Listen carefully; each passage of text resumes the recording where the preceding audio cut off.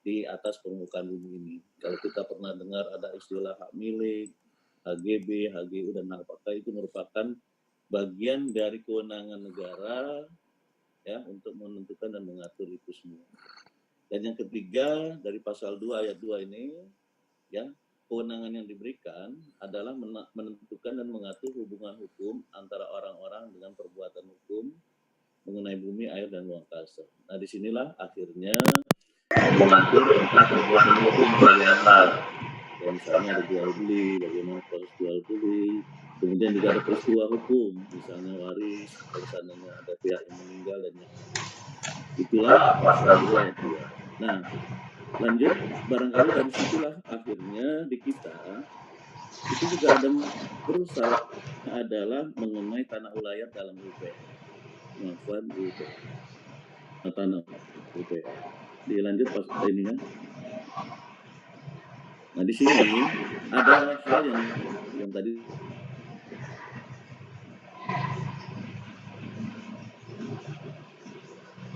sebagai organisasi Perwakilan Rakyat Indonesia, dan juga di pasal itu pelaksanaan hak ulayat sepanjang menurut kenyataan masih ada harus sedemikian rupa sehingga sesuai dengan kepentingan nasional dan negara yang berdasarkan atas persatuan bangsa serta tidak boleh bertentangan dengan undang-undang dan peraturan-peraturan yang lebih tinggi. Nah, di dalamnya juga kita melakukan pengaturan ya, hukum agraria, hukum adat sepanjang tidak bertentangan dengan kepentingan nasional dan negara dengan mengindahkan unsur-unsur yang bersandar pada hukum. Jadi sudah sangat jelas bahwa tanah ulayat ya itu semuanya diakui oleh UPR. Lanjut. Nah, ini barangkali saya memberikan hanya ini saja. Kali ini kamus masalah definisi terhadap masalah hukum adat dan yang lain-lain atau hak ulayat. Ini hanya dari beberapa saya kutip dari beberapa tenaga, dari ahli, Pangkalan Open, Budi. Tapi yang diambil itu Pangkalan Open.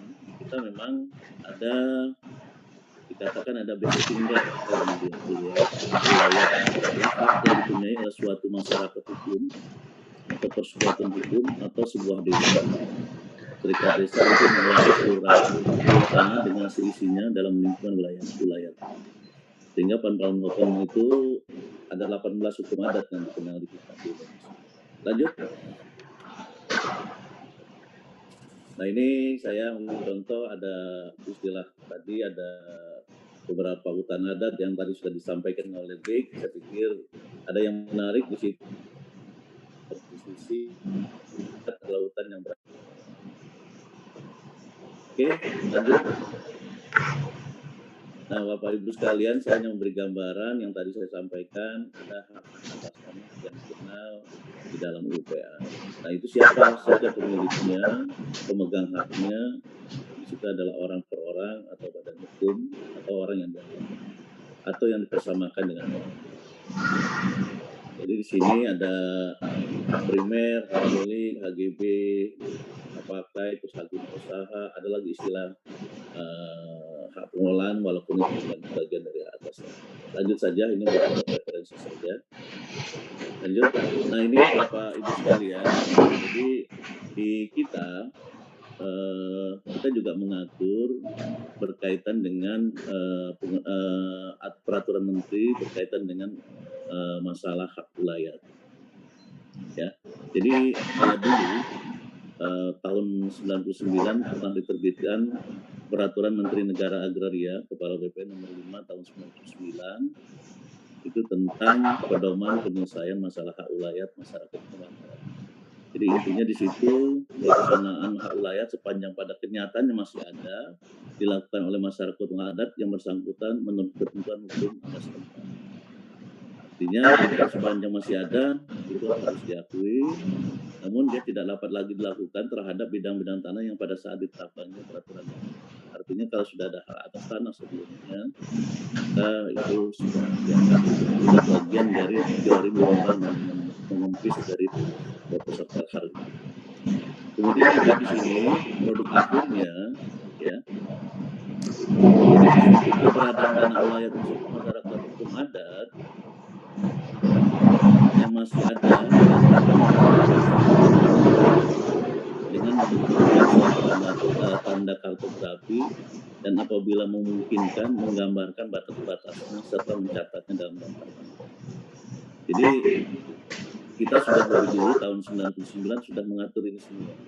Cuma memang untuk menyatakan tanah itu tanah ulayat masyarakat hukum adat itu harus dilakukan penelitian dulu, ya, penelitian dan menentukannya bagaimana itu dilakukan oleh pemerintah daerah dengan mengikutsertakan para pakar hukum adat, masyarakat hukum yang bersangkutan, lembaga saudara masyarakat dan instansi-instansi yang mengelola sumber daya alam. Jadi di situ kalau sudah ada itu barulah juga keberadaan tanah ulayat masyarakat adat masih dinyatakan dalam bentuk Pradasar. Nah, Permen 599 ini tadi sudah disampaikan menjadi peraturan Menteri ATR BPN, Kepala BPN nomor 9 tahun 2015, Junto nomor 10 tahun 2016. Nah, tapi itu permen ini juga sudah tidak berlaku lagi. Jadi nanti mohon izin dari kita revisi. Sekarang sudah terbit Peraturan Menteri ATR Kepala BPN nomor 18 tahun 2019 tentang tata cara penatausahaan tanah ulayat kesatuan masyarakat hukum adat. Nah, ini harus dijelaskan bagaimana subjek kesatuan masyarakat hukum adat, ciri-cirinya apa, ada identitas budaya, turun-temurun di lokasi tertentu, ada kain adat, ada peranan adat yang tertentu. Kemudian setelah ulayat ada masyarakatnya, ada wilayahnya, terhubung dan tergantung dengan wilayahnya, kewenangan bersama, Nah, penatausahaan itulah ya didasarkan pada penetapan pengakuan dan perlindungan kesatuan masyarakat. Nah, itu dilakukan ya, penatausahaan tanah ulayat kesatuan adat itu meliputi, jadi nanti dilakukan pengukuran, pemetaan dan pencatatan dalam daftar tanah. Jadi dalam bentuk satu peta itu. Lanjut. Nah, ini mohon maaf Bapak Ibu sekalian, barangkali inilah yang perlu kita nanti berkaitan dengan penetapan hak ulayat. Karena di sini beberapa kali diskusi saya ini beberapa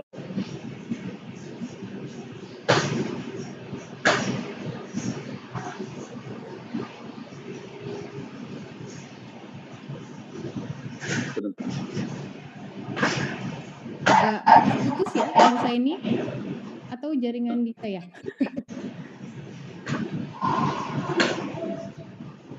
sangat penting untuk mendapatkan siapa subjek hak terhadap masyarakat itu. Nah, itu permasalahan. Kemudian juga subjek hak ulayat.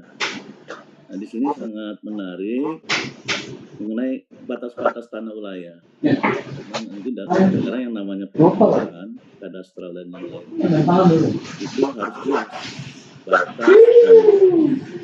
Nah, ini yang barangkali perlu juga kita diskusikan bagaimana batas-batas tanah ulayat. Dan juga barangkali juga tadi dengan itu kita juga apalagi tadi dari sekjen aman juga itu berkaitan dengan status tanahnya antara ini tanah kawasan hutan apa tanah masyarakat adat. Itu seringkali menjadi masalah. Nah, kemudian juga antara pranata hukum adat. Jadi bagaimana apakah tatanan hukum adat mengenai pengurusan, penguasaan dan penggunaan tanah ulayat yang berlaku dan diatur oleh warga persekutuan adat bagaimana? Itu yang barangkali yang perlu jadi diskusi Bapak Ibu sekalian.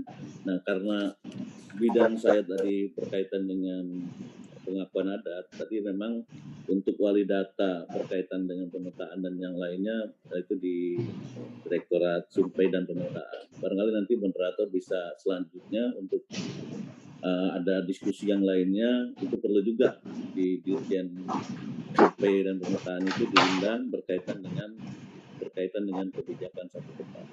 Kalau di tempat saya itu berkaitan dengan penetapan hak. Barangkali itu saja singkat. Saya ingin supaya sesuai dengan waktu. Terima kasih moderator. Assalamualaikum warahmatullahi wabarakatuh. Ya, waalaikumsalam warahmatullahi wabarakatuh Pak Hussaini. Terima kasih. Iya, beberapa tadi sudah dijelaskan secara baik mekanisme dan keputusan di wilayah atau walaupun ada mention soal harus ada penelitian yang menunjukkan subjek objek yang jelas dalam pengaturan pengelolaan dari masyarakat adat. Sebenarnya kita sudah banyak melakukan kawan-kawan ya, bahkan melakukan pemetaan partisipatif, kemudian sejarah kronologis yang lengkap di data sosialnya, tapi itu tidak serta-merta terrekognisi oleh pemerintah. Itu pertama. Yang kedua, memang agak berat kalau misalkan tadi ada salah satu keterangan soal semua selama tidak bertentangan dengan kepentingan negara. Nah itu Pak, nanti kita akan diskusikan lebih jauh ke depan. Saat ini kita akan masuk ke narasumber ketiga, Pak Wahyu, Deputi. Apakah sudah bersama kita? Mohon izinnya, Pak. Sudah, Mbak Dewi. Ya, baik Pak Wahyu. Terima kasih sudah bisa meluangkan waktu, Pak. Mungkin bisa mulai presentasi untuk alokasi waktu sekitar 8-10 menit, Pak. Baik. Oke, terima kasih Mbak Dewi. Assalamualaikum warahmatullahi wabarakatuh. Mohon maaf kami tadi harus bermain di sebelah dulu sehingga lambat dari masuk sini. Jadi saya ingin menyampaikan beberapa poin yang mungkin sebagai update juga kepada kita semua, karena sebetulnya ini kita membahas kebijakan satu peta ini berdasarkan Perpres nomor 9 2016, sudah cukup lama. Dan tentunya kami tadi sudah beberapa poin yang sudah disampaikan oleh Bu Lin, jadi kami tidak akan mengulang. Langsung saja ke halaman 3, di mana di sini saya ingin menyampaikan bahwa sebetulnya Bapak Ibu sekalian, kebijakan satu peta ini sudah banyak dipakai oleh kami, oleh pemerintah untuk menyelesaikan berbagai masalah, ya, terkait dengan untuk menyelesaikan tata ruang, kemudian untuk pelaksanaan PPTKH dan reforma agraria, kemudian penyusunan RDTR, dan juga penyelesaian masalah tumpang tindih dan lain-lain.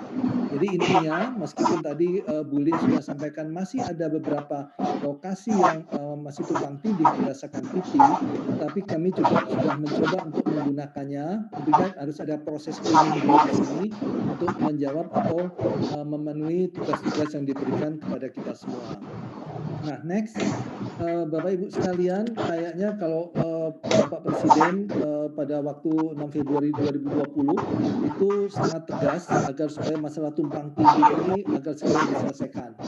Dan tentunya di sini yang ingin kami sampaikan bahwa Bapak Presiden memberikan penekanan agar misalnya agar mendahulukan penyelesaiannya terkait dengan hak masyarakat, ya. Dan tentunya kita memberikan juga apresiasi Bapak Presiden meminta agar tetap mendahulukan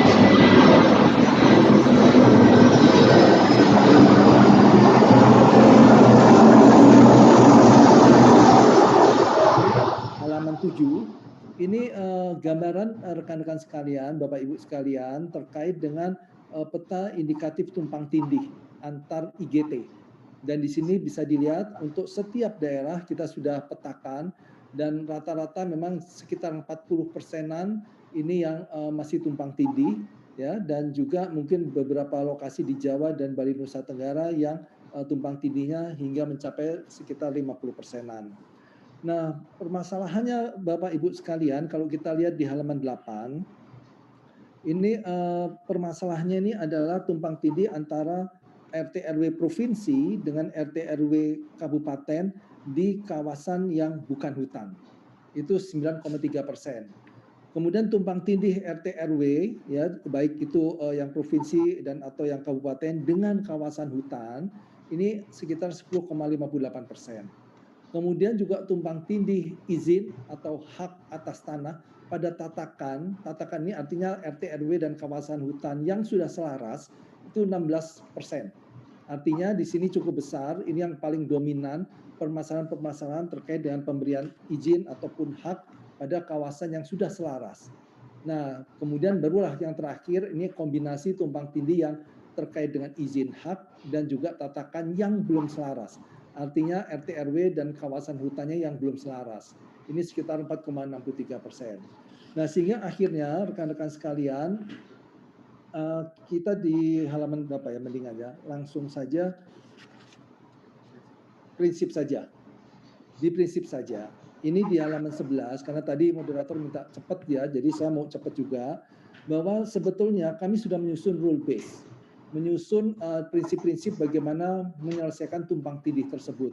Nah, di sini kita tentunya akan menghormati masalah hukum. Jadi aturan-aturan yang ada di hukum ini kita coba di peraturan ini kita coba jadikan dasar kita untuk menyelesaikan permasalahannya. Kemudian yang kedua adalah sesuai arahan Bapak Presiden. Kita harus menghormati hak-hak masyarakat. Jadi ini yang akan kita juga gunakan sebagai salah satu prinsip dasar. Kemudian juga Bapak Presiden meminta agar supaya adanya kepastian berinvestasi. Nah, ini juga kita gunakan sebagai salah satu prinsip dasar. Dan yang terakhir adalah memperhatikan pembangunan yang berkelanjutan.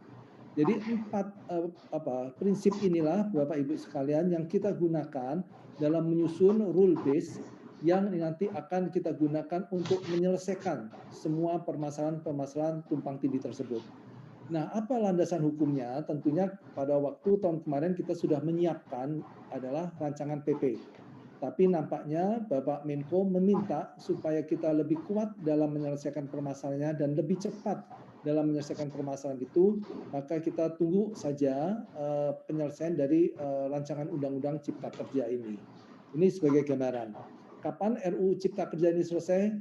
Mudah-mudahan dalam waktu yang tidak terlalu lama, tapi tentunya dengan adanya RUU ini kita akan bisa terbitkan juga PP yang sudah kita siapkan tersebut. Next. Nah, Bapak Ibu sekalian, di dalam penyusunan rule base ini kita tentunya sebagai tadi prinsip dasar utama adalah terkait dengan legitimasi hukum, maka kita melihat di sini ada 2 rezim yang akan kita gunakan, yaitu rezim kehutanan dan juga rezim tata ruang dan pertanahan. Artinya kalau tumpang tindih ini berada di kawasan hutan, maka kita akan gunakan rezim kehutanan, di mana di situ ada undang-undang, peraturan pemerintah, peraturan Menteri LHK yang akan kita sebagai acuan utamanya. Tapi kalau itu tumpang tindihnya bukan di kawasan hutan, maka kita akan gunakan rezim tata ruang dan pertanahan, ya, di mana di situ sudah ada undang-undang, PP maupun peraturan pemerintah dan lain-lain. Nah, inilah Bapak Ibu sekalian yang akan kita selesaikan. Mudah-mudahan setelah RUU Cipta Kerja ini disahkan, maka PP-nya akan kita selesaikan juga sehingga kita bisa menyelesaikan masalah-masalahnya. Next. Ini nggak apa-apa, kita lihat ya. Nah, inilah rule base yang sudah kita susun, Bapak Ibu sekalian. Jadi ini yang tentunya nanti akan kita siapkan di dalam PP-nya, di mana di situ tumpang tindih itu bisa ada 2 macam, ya. Ada di kawasan hutan yang tata ruang dan kawasan hutan yang belum selaras, dan juga tumpang tindih RT RW dan kawasan hutan yang telah selaras. Nah, ini semua yang nanti akan kita lihat di dalam PP-nya, tapi tentunya kami di sini juga melihat kalau ada keterlanjuran dan adanya pelanggaran, maka ini juga akan ada perlakuan yang berbeda. Ya, next. Nah, Bapak Ibu sekalian, kalau kita tadi dengar terkait dengan peta wilayah adat yang sudah disiapkan sebetulnya, sudah tersedia. Tapi kenapa kok ini tidak masuk di dalam kebijakan satu peta? Nah, sebetulnya Bapak Ibu sekalian, tadi yang sudah Ibu Lin sampaikan, kita mengakomodir adanya 2 peta. 2 peta yaitu adalah IGT hutan adat dan juga IGT hak komunal. Ya, meskipun di sini kami statusnya masih Desember 2018, tapi Bu Lin tadi sudah menyampaikan update-nya per 2019. Intinya begini rekan-rekan sekalian, kedua peta ini sudah ada wali data. Sehingga tentunya untuk masalah tanggung jawab, masalah terkait dengan update segala macam, ini ada pihak yang paling bertanggung jawab dari pemerintah. Ya, jadi untuk hutan adat ini penanggung jawabnya adalah Kementerian LHK. Nah, jadi nanti kalau memang teman-teman LHK ada masukan untuk merubah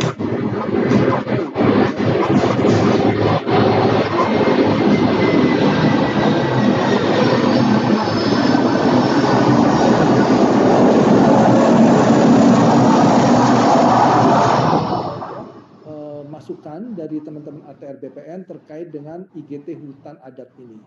Nah, kalau misalnya rekan-rekan ingin memasukkan tambahan tentang peta wilayah adat, maka ini yang harus kita sepakati. Tentunya kami melihat di sini karena BIG adalah sebagai ketua pelaksana dari kebijakan satu peta, maka harusnya BIG yang akan memutuskan atau BIG yang akan mengkoordinasikan siapa kiranya yang akan menjadi wali data dari peta wilayah adat ini. Intinya kami sebetulnya sangat open untuk menerima kalau adanya peta yang ingin ditambahkan. Tapi tentunya Bapak Ibu sekalian, peta yang akan ditambahkan ini harus dimasukkan di dalam Perpres 9 2016 yang akan kami revisi. Kami akan merevisi Perpres tersebut karena adanya usulan-usulan dari Kemenko Maritim untuk menambahkan beberapa IGT baru. Kemudian juga dari kebencanaan kita akan menambahkan beberapa IGT baru. Dari sektor perekonomian ini juga akan ada tambahan beberapa IGT baru. Nah, tentunya kami di sini masih open untuk menerima masukan-masukan tersebut, tapi tentunya ini tidak bisa terlalu lama karena ini akan kita segera selesaikan revisinya dan kita inginkan agar supaya di tahun 2024 atau mungkin di tahun 2023 semua permasalahan yang terkait dengan tumpang tindih ini kita bisa selesaikan. Karena kami yakin kalau ada peta yang baru seperti peta wilayah adat, ini mungkin juga nanti akan menciptakan atau memberikan adanya masalah konflik satu IGT dengan IGT lain. Sehingga ini yang harus kita selesaikan, kita harus susun rule base-nya dan seterusnya. Jadi intinya itu Mbak Dewi yang bisa kami sampaikan, kami akan menerima masukan-masukan dari peserta rapat ini, sekiranya memang harus ditambahkan, silahkan, tapi harus BIG memutuskan siapa wali data dari peta wilayah adat tersebut. Saya kira itu saja, terima kasih. Wassalamualaikum warahmatullahi wabarakatuh. Baik, terima kasih Pak Wahyu. Saya kira cukup jelas, padat. Yang terakhir itu kan ada revisi Perpres dan memungkinkan untuk penambahan tematik baru ya Pak ya? Iya, betul. Karena memang kawan-kawan ini mencatat sekitar sudah 11 untuk dari BRWA sendiri 11 juta hektar wilayah adat yang belum terintegrasi dalam kebijakan satu peta. Tapi nanti kita akan diskusikan lagi dengan narasumber dari BRWA. Sebelum saya ke Pak Saiful, saya akan memberikan waktu dulu untuk narasumber kita dari Badan Registrasi Wilayah Adat, Pak Dodo. Dan ini kaitannya dengan presentasi yang dari Pak Wahyu tadi. Monggo Pak Dodo. Terima kasih Dewi, Bapak Ibu sekalian selamat sore. Apakah suara saya terdengar jelas? Jelas Pak. Oke, baik, terima kasih. Saya langsung aja kepada bahan presentasi saya untuk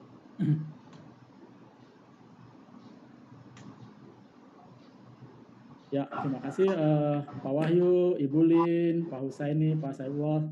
Terima kasih sudah berkenan untuk sama-sama mendiskusikan hal yang penting ini, juga kepada Aman dan kawan-kawan panitia. Saya mencatat beberapa hal yang disampaikan oleh Ibu Lin dan Pak Wahyu juga yang terakhir tadi, menurut saya sangat clear dan saya coba mencermati beberapa hal, mungkin nanti saya juga akan memberikan beberapa catatan terhadap hal tersebut. Jadi saya ditugaskan untuk melihat bagaimana dampak hilangnya wilayah adat dalam kebijakan satu peta ini, peta tematik yang tadi sudah Ibu Lin jelaskan perubahannya ya dari pertama Perpres bicara soal perda tanah wilayah, kemudian berdasarkan satu rapat koordinasi antar wali data, kira-kira begitu saya catat, maka dia berubah menjadi peta tematik hutan adat dan peta tematik tanah wilayah. Nah ini juga saya cermati perubahannya. Ini sekilas BRWA, jadi BRWA ini Badan Registrasi Wilayah Adat yang dibentuk oleh satunya oleh Aman dan JKPP.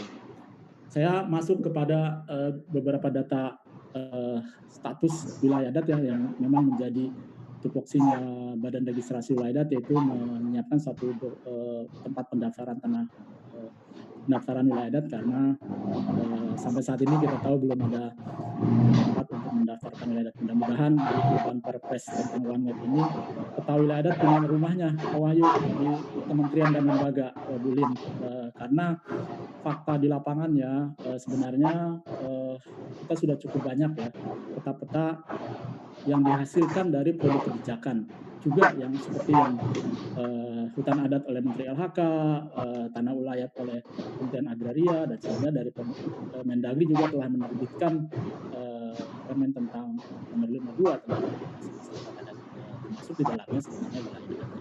Nah, data kami sampai Agustus 2020 ini telah mencatat 865 peta wilayah adat dengan luas 11 juta hektar lebih, dan Bapak Ibu sudah ada 1,5 juta hektar ya, sekitar 14% dari total yang terdaftar di BRWA ini telah memiliki ketetapan.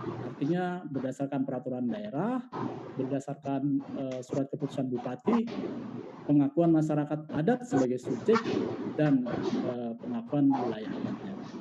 Jadi di dalam produk hukum daerah ini oleh pemerintah daerah menghasilkan peta juga, peta tematik wilayah adat.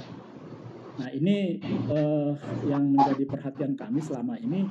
Mengapa ini dalam rapat-rapat koordinasi, pernah saya ikuti juga rapat koordinasi bersama kantor staf presiden, ini yang tidak muncul, justru dipecah menjadi dua tematik, yaitu hutan adat dan tanah ulayat.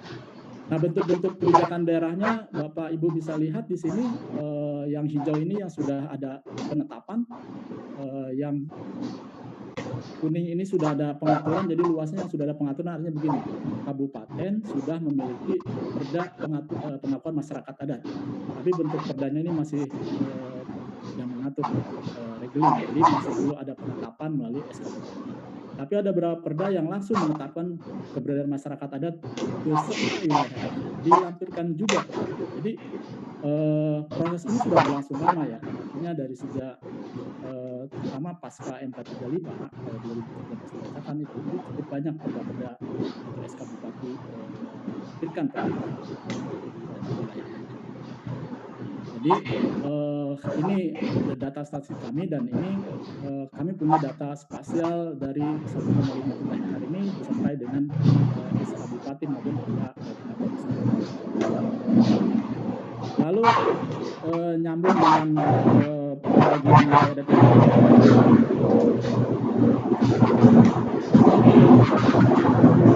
Hutan adat sampai saat ini baru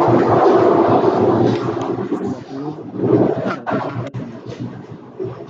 Tadi datanya masih 2019 ya, jadi KLHK sebenarnya sudah punya 44.630 hektar hutan adat, dan sudah ada cukup banyak sebenarnya yang sedang menunggu proses penetapan oleh KLHK. Kami mencatat dari 900 peta indikatif hutan adat yang diterbitkan oleh LHK itu ada sekitar 500.000 hektar yang menurut catatan kami sudah memenuhi persyaratan untuk penetapan hutan adat. Ada perdanya, ada SK Bupatinya, ada usulan hutan adatnya, dan dokumen terkait dengan adat. Ini prosesnya. Jadi catatan kami Bapak Ibu sekalian untuk hutan adat ini, kami mencatat ada potensi hutan adat di Indonesia itu dari 11 juta itu ada sekitar 7 juta hektar potensi hutan adat. Sementara ini kita baru mendapat penetapan sekitar 44.000, masih 1% sekian lah. Lalu bagaimana dengan tanah ulayat? Tadi saya mencatat ada dua ya, di Banten itu untuk tanah ulayatnya Baduy, dan di Kampung Kuta ya, itu dua. Ada juga beberapa waktu lalu berdasarkan SK Menteri ATR BPN ini di Papua, di Manokwari, Papua Barat, ada juga penetapan untuk masyarakat hutan adat suku Doreri. Ini ada sekitar 3.923.198 meter persegi. Saya belum tahu ini mungkin apakah ini tidak termasuk yang sudah bisa diintegrasikan atau dikompilasi di dalam permen. Nah, hal ini berdasarkan SK Menteri ATR ini memang tidak banyak. Saya melihat baru 2 atau 3 bentuknya seperti ini. Belum ada lagi proses-proses lain ATR bekerja untuk menyelenggarakan satu penegasan hak komunal tanah ulayat. Ini padahal misalnya kalau salah satu syaratnya adalah ada perda, maka ada 1,5 juta hektar nih. yang bisa Pak Husaini yang bisa kita periksa nanti bersama-sama, mungkin bisa maju ke dalam proses untuk pendaftaran atau penugasan wilayah. Namun demikian, kita tahu sendiri bahwa ada dua rezim, tadi Pak Wahyu juga sudah menjelaskan, ada rezim kehutanan, pengaturan soal wilayah, dan juga ada rezim soal pertanahan. Saya mencatat memang ini ada kontradiksi, walaupun ya sebenarnya tetap bisa jalan, yang kehutanan dengan adat, dan pengaturannya dengan. Namun dengan komposisi yang masih sedikit pengakuannya, saya agak khawatir justru Pak Wahyu, ketika prinsip tadi untuk menyelesaikan persoalan konfliknya ini terkait dengan pengakuan hak masyarakat adat, kalau peta-peta ini tidak masuk, justru dia akan menjadi tidak dirujuk. Peta wilayah adat tidak dirujuk, karena kalau merujuk kepada data hutan adat baru 44.000. Kalau merujuk pada tanah ulayat yang memang sudah diakui baru sedikit tadi di wilayah. Jadi saya agak khawatir kalau referensinya adalah seperti itu, peta-peta wilayah adat yang belum diakui ini menjadi persoalan. Tidak diakui melalui hutan adat dan belum diakui melalui tanah wilayah, maka ini menjadi tidak jelas bagaimana hak-hak masyarakat adat atas wilayah ini. Nah, di dalam kerjaan satu peta tadi sudah dijelaskan, ada masuk di dalam sektor kehutanan, hutan adat, ada di perizinan atau pertanahan. Nah, sudah dijelaskan tadi belum masuk, ada proses perubahan-perubahan di dalam peraturannya, wali datanya juga dari ada kemudian menjadi tidak ada, meningkatnya berubah, dan ketiga memang ini kita kesulitan juga karena prosesnya mungkin ini masih proses sinkronisasi ya, sehingga publik tidak bisa mengetahui sebenarnya sudah sejauh mana dengan satu peta ini dilakukan. Tadi sudah ada 85 peta tematik, ternyata dari 85 yang untuk wilayahnya cuma 2. Ini nih menurut saya seandainya ini bisa dibuka, partisipasi publik bisa dibuka, sebenarnya kita bisa berkontribusi banyak Pak Wahyu, Pak Husaini dalam mendukung pemerintah menjalankan program kepentingan satu peta ini. Kita punya cukup data yang bisa disaksikan, didiskusikan bersama untuk memperkaya kompetensi peta. Apa dampaknya dengan tidak adanya atau tidak masuknya peta wilayah adat? Bapak Ibu sekalian, kita tahu bahwa 70% wilayah adat itu overlap dengan kawasan. Yang di luar kawasan hutan sudah begitu banyak dengan perizinan, baik yang sawit, pertambangan, dan sebagainya. Ketidakhadiran peta wilayah adat di dalam proses sinkronisasi, kompilasi sinkronisasi dan integrasi ini menimbulkan dampak yang sangat luas. Ini fotonya saya pasang ini Bapak Ibu sekalian, saya menunjukkan ini masyarakat adat Kinipan yang waktu itu ke istana menyampaikan kasusnya terkait dengan penyerobotan hutan adat, penyerobotan wilayah adatnya oleh perusahaan perkebunan kelapa sawit, dan hari ini kita konfes dan terjadi penangkapan oleh ketua adat paling kanan itu Pak Effendi. Ini dampak dari ketidakjelasan, tidak adanya komunikasi, sehingga tidak dirujuk basis klaim adat.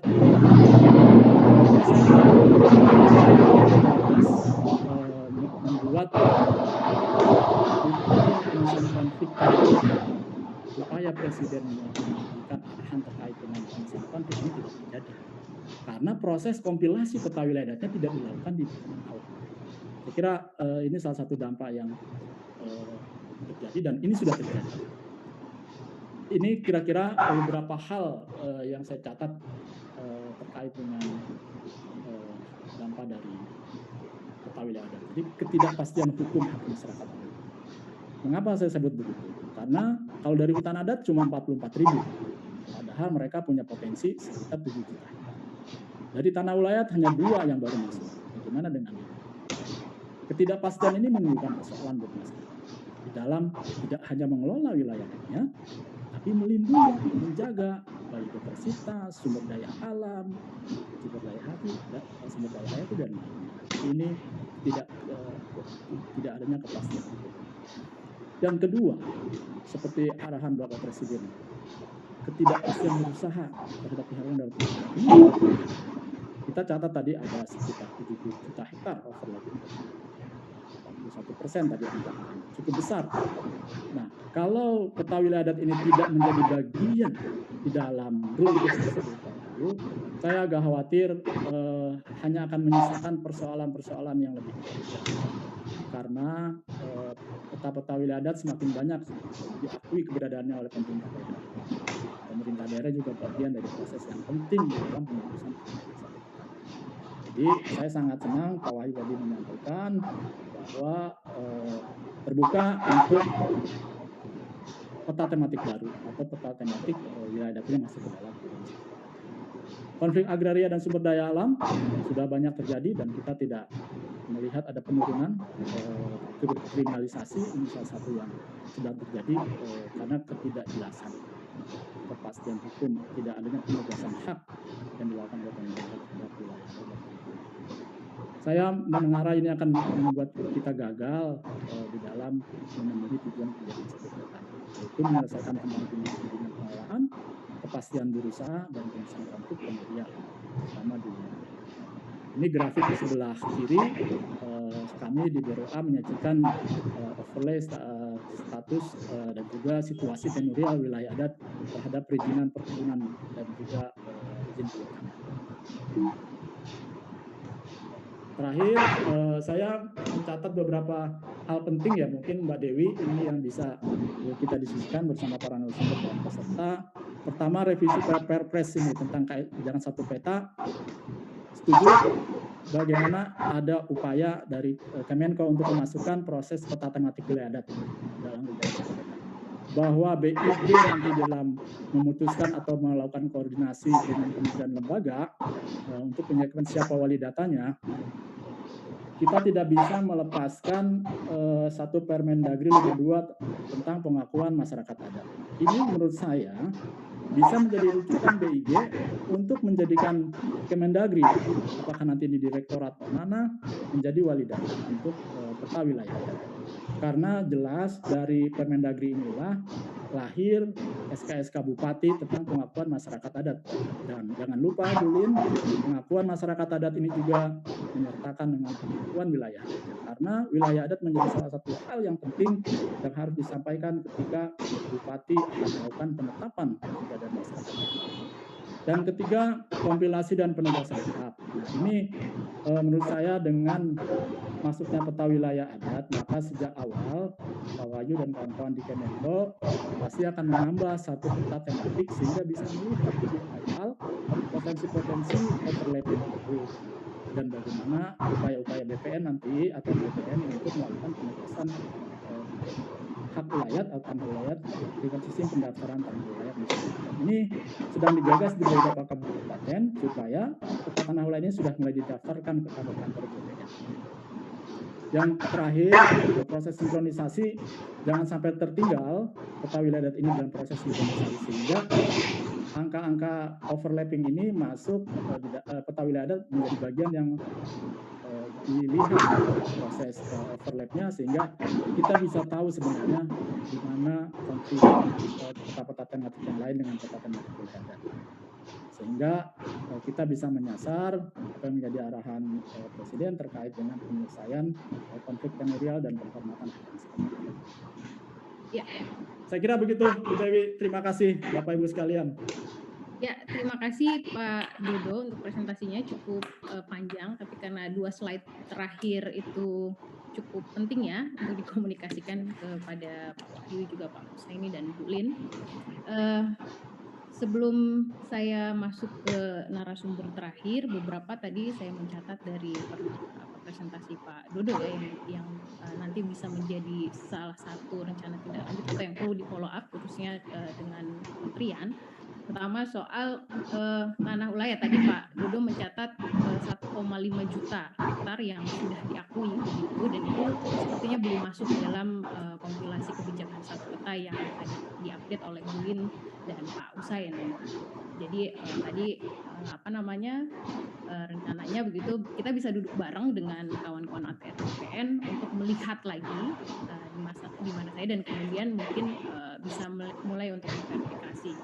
Kemudian poin pentingnya dari Pak Pak Dodo soal bagaimana posisi wilayah adat yang belum terakomodir dalam dua rezim sektoral, soal perhutanan dan juga komunal. Karena kita mencatat masih banyak peta-peta wilayah adat yang sudah dipetakan gitu dan belum masuk dalam kebijakan satu peta.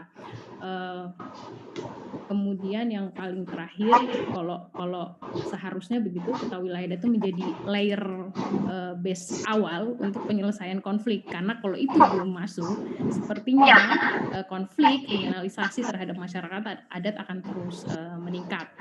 Baik, kita punya narasumber terakhir, Bapak Saifullah Djafar dari Provinsi Sulawesi Tengah ya Pak ya. Beliau mewakili Dinas Bina Marga dan Penataan Ruang Provinsi Sulawesi Tengah. Saya mencatat bahwa Provinsi Sulawesi Tengah itu yang lumayan cukup masif untuk melakukan kompilasi dalam JID. Mungkin bisa di-share Pak soal pembelajaran, kemudian tantangan dan kendala sejauh apa yang telah terjadi. Baik Pak Saiful, waktu dan Zoom saya persilahkan. Terima kasih Mbak Dewi. Mungkin bahan presentasi saya di-share dari admin. Ya, terima kasih. Assalamualaikum warahmatullahi wabarakatuh. Selamat sore, salam Nusantara. Baiklah, sesuai yang dimintakan kepada kami akan berbagi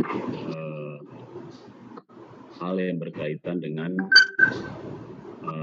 jaringan informasi geospasial di daerah di Provinsi Sulawesi Tengah. Kami nanti akan memberikan presentasi dalam outline seperti ini mengenai keberadaan jaringan informasi geospasial daerah di Provinsi Sulawesi Tengah, kemudian keberadaan hutan adat di Provinsi Sulawesi Tengah, dan pemetaan hutan adat dan bagaimana diintegrasikan dalam rencana tata ruang.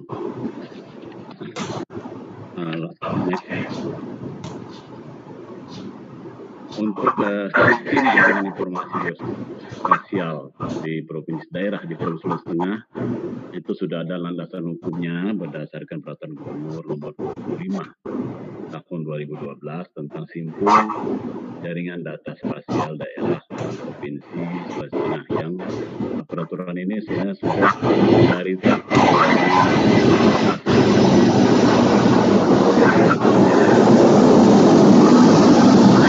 Sudah ada, kemudian peraturannya sudah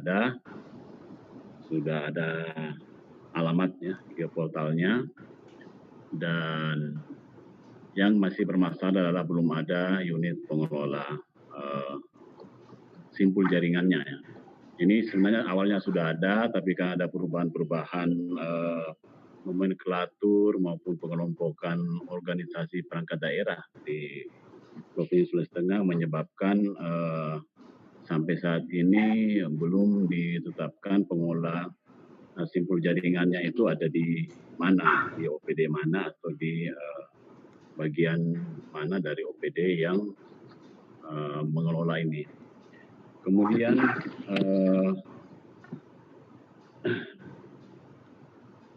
sebetulnya sudah ada tematik ya kawasan hutan dalam jaringan informasi geospasial daerah Provinsi Sulawesi Tengah, khususnya yang berkaitan dengan kawasan hak adat di Sulawesi Tengah. Ini bisa diakses ya, tapi sekali lagi ini memang masih memerlukan update data karena ini datanya dari tahun 2014.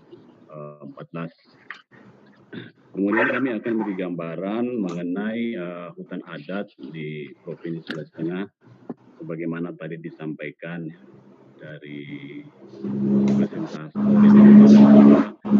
Kita mengacu pada penelitian hutan adat menurut putusan Mahkamah Konstitusi, di mana hutan adat adalah hutan yang berada dalam wilayah masyarakat hukum adat.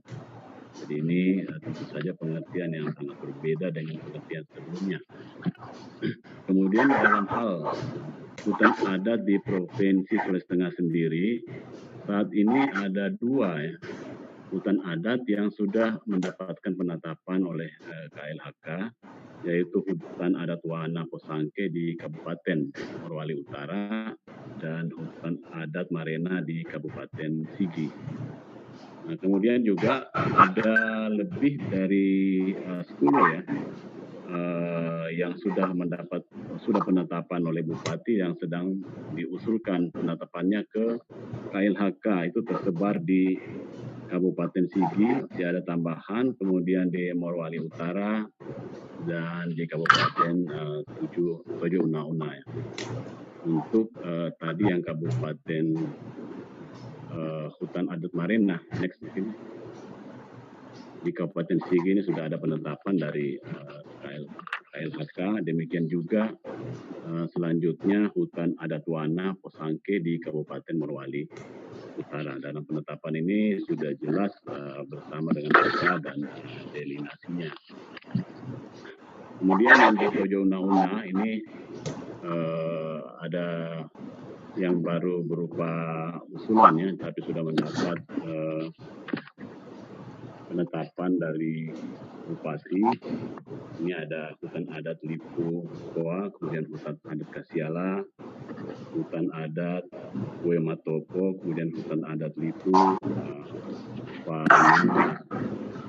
Kemudian di Kabupaten Sigi dan Kabupaten Morowali Utara, tadi sebagaimana saya sampaikan ada 4 hutan adat yang ini sebenarnya tambahannya dari yang sudah ditetapkan oleh KLHK. Ini diusulkan lagi ada 4 hutan adat, dan di Morowali Utara itu ada 1. Kemudian bagaimana hutan adat dalam penataan ruang? Kami di Sulawesi Tengah saat ini memang secara umum sedang melaksanakan revisi tata ruang, baik itu tata ruang provinsi maupun tata ruang beberapa kabupaten ya. Hampir seluruh kabupaten di Sulawesi Tengah sedang dalam proses revisi, dan beberapa dari proses tersebut telah mendapat persetujuan substansi dari Kementerian ATR BPN. Berkaitan dengan hutan adat di dalam tata ruang, contohnya di sini dalam draft revisi RT/RW Sigi ini juga sudah mendapat persetujuan substansi dari Kementerian ATR BPN dan sekarang sedang dalam tahap legislasi di DPRD Sigi. Di sini dimasukkan pada hutan adat pada kawasan taman nasional, kemudian di hutan produksi terbatas, pada tanaman pangan perkebunan dengan memperhatikan keberadaan hutan adat sesuai dengan ketentuan perundang-undangan. Ini bunyi kalimat-kalimat yang ada di dalam draft revisi RT/RW Kabupaten Sigi yang berkaitan dengan hutan adat. Sedangkan penggambarannya setelah itu berupa di dalam pola ruang berupa yang diarsir atau diarsir di dalam pola ruangnya. Demikian juga di Morowali Utara ya, di mana sesuai dengan peraturan daerah Kabupaten Morowali Utara tentang RT/RW Kabupaten Morowali Utara, di sini juga sudah ditetapkan penetapan kawasan hutan adat di Kecamatan Mangunsalatu, Kecamatan Utara. Beberapa hal yang kami bisa simpulkan di sini bahwa yang pertama, sebetulnya Sulawesi Tengah sudah memiliki jaringan informasi geospasial daerah, dan kita sudah mencantumkannya pada peta tematik kawasan hutan adat, tetapi kita masih memerlukan update. Kemudian hutan adat yang telah ditetapkan dengan SK itu tadi ada 2, dan selebihnya itu sudah ditetapkan dengan SK Bupati dan diusulkan untuk ditetapkan oleh KLHK. Selanjutnya untuk pengaplikasian hutan adat dalam penataan ruang, baik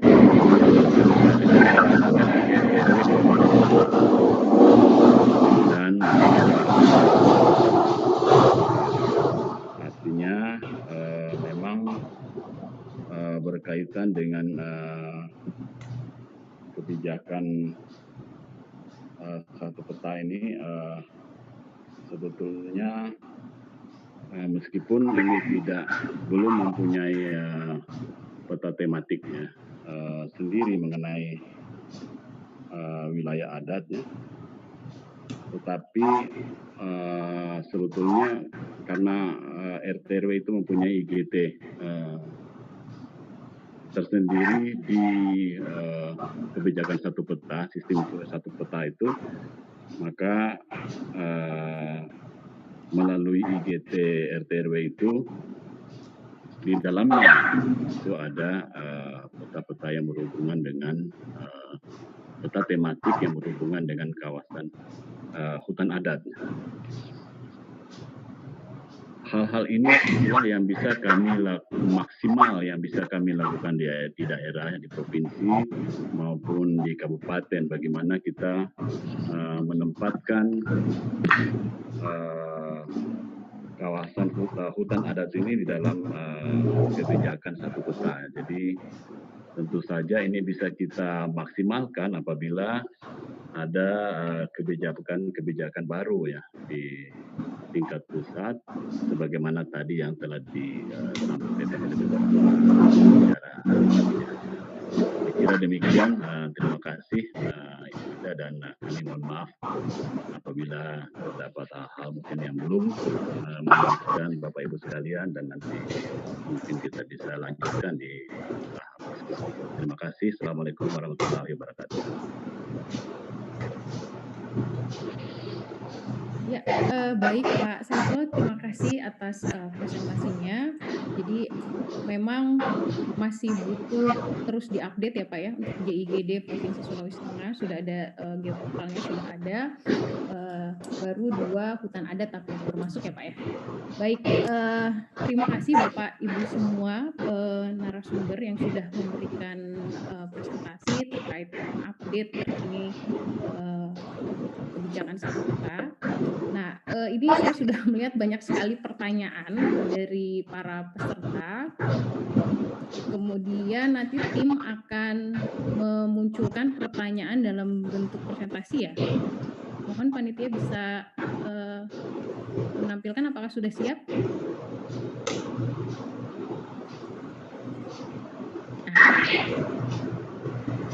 Ini kepada para peserta yang mungkin beberapa pertanyaan tidak bisa dimasukkan karena cukup banyak.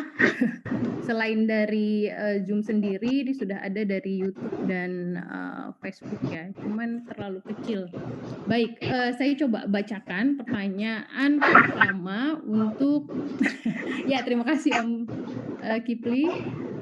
Untuk Kemenko, nah ini pertanyaan yang cukup relevan dan penting dijawab oleh Pak Wahyu khususnya. Bagaimana Kemenko memastikan sinkronisasi peta wilayah adat dalam kebijakan satu peta, atau memastikan penyelesaian tumpang tindih peta IGT yang melibatkan masyarakat adat, sehingga ini sebagai salah satu contoh sehingga konflik kekinipan itu tidak perlu terjadi saat ini.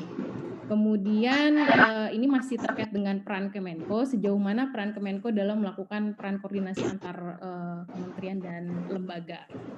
Untuk Bulin dari BG, izinkan saya membacakan keseluruhan dulu, nanti biar narasumber punya waktu untuk menyiapkan jawaban.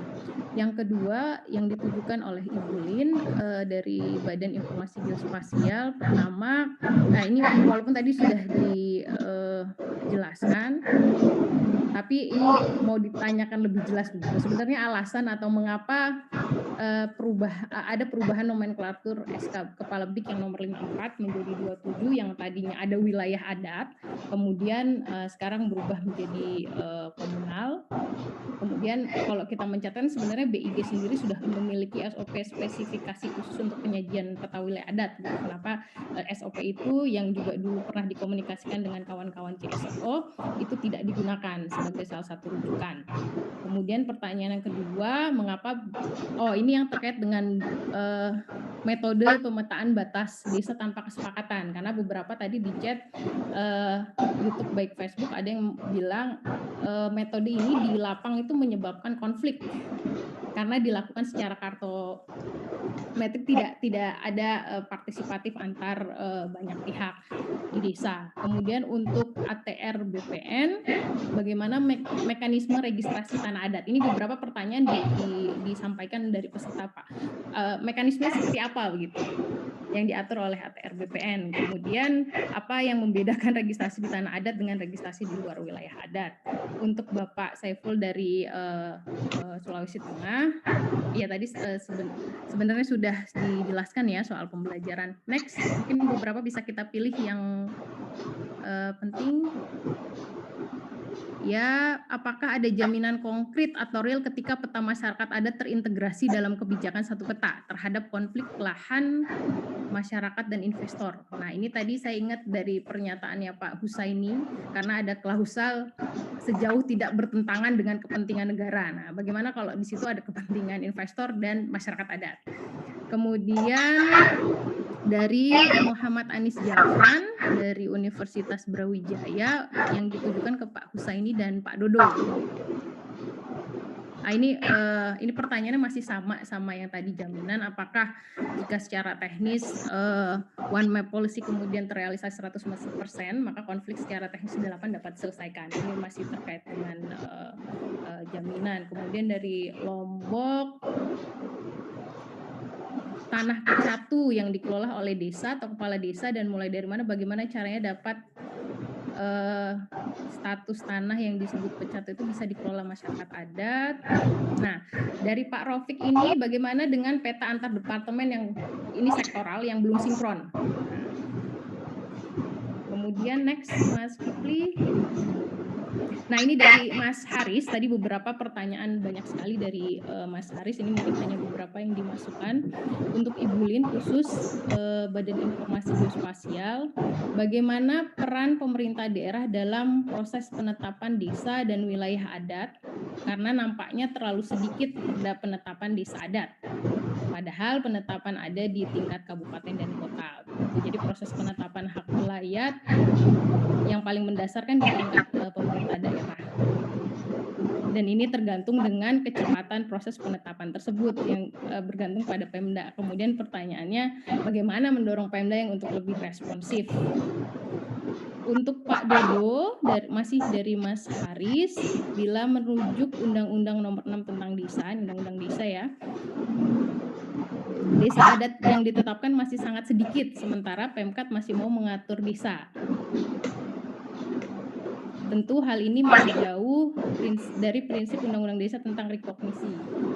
Upaya apa yang kiranya perlu didorong agar kabupaten bisa secara legowo merekognisi desa? Ini juga beberapa pertanyaan ada yang memang menyasar pada peran dari pemerintah daerah ya.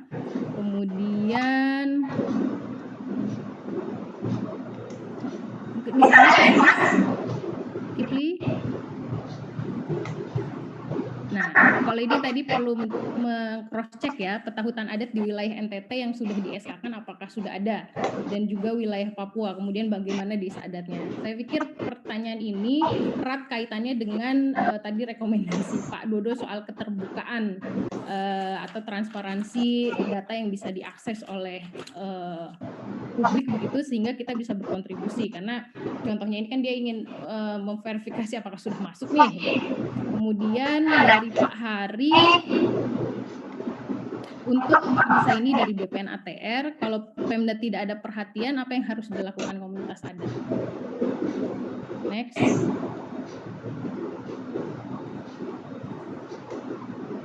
Ini dari Mas Heri, adat yang tidak bertentangan dengan UU yang berlaku seperti Kinipan yang kasusnya sedang terjadi saat ini. Semoga ada penyelesaian. Ya, kita berharap semua ada penyelesaian yang cepat ya terhadap penangkapan kepala adat Kinipan. Kemudian ini dari Adi Saputra, Kelopak Bengkulu. Pertanyaan untuk Pak Wahyu, seperti apa bentuk konkret negara dalam penghormatan terhadap hak-hak masyarakat adat, dan teknisnya yang tadi mungkin ada pertanyaan soal mekanisme masih ada. Kemudian untuk Bulin, kapan melakukan penyelesaian tata batas desa terkait IGT batas desa? seperti apa bentuknya teknis daerah. Oke, ini juga tadi sudah sempat dijelaskan oleh Bu Lin ya soal metode tanpa kesepakatan tersebut. Yang terakhir, mungkin terakhir ya Mas Kipli, dari Yohanes Getut Dedi Mulyastra, apakah tanah Ulayat Kesatuan Masyarakat Adat adalah bentuk pengakuan hak atau sama dengan hak komunal? Nah, selanjutnya apakah yang dimaksud tanah ulayat ini termasuk di dalam kawasan hutan? Ini terakhir ya Mas Kipli.